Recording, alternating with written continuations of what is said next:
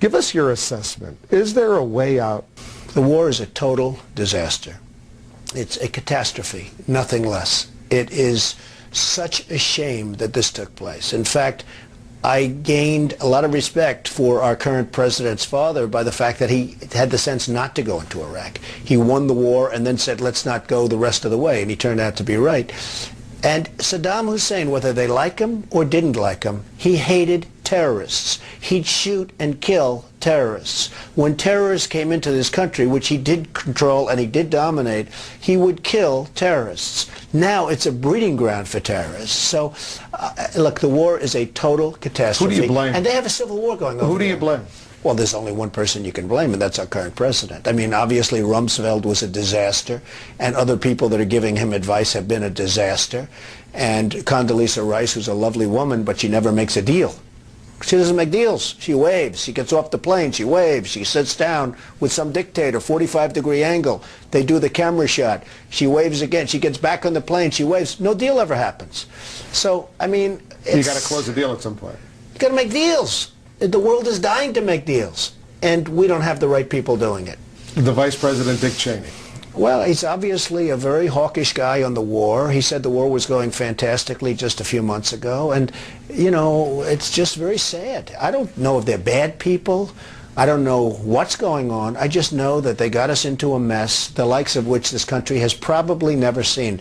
It's one of the great catastrophes of all time, and perhaps even worse, the rest of the world hates us. You go throughout Europe. I travel. I do deals all over the world. The Europeans hate us. You go to Germany. You go to England. You go to places that, you know, we didn't have problems with. They all hate the Americans because of what's happened.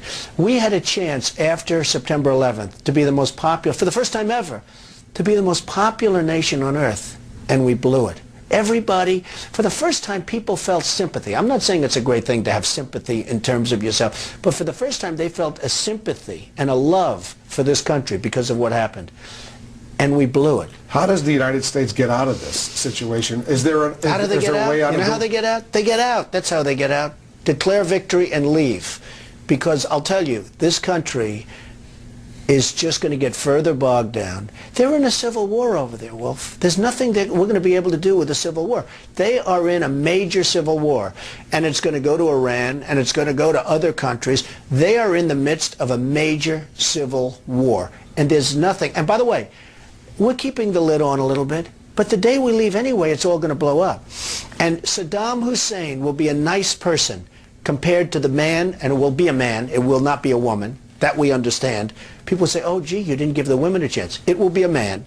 Compared to the person that takes over for Saddam Hussein, he will be considered a nice person. This guy will be the meanest, the worst guy, and he'll have one thing. He will hate America, and he'll use that to flame.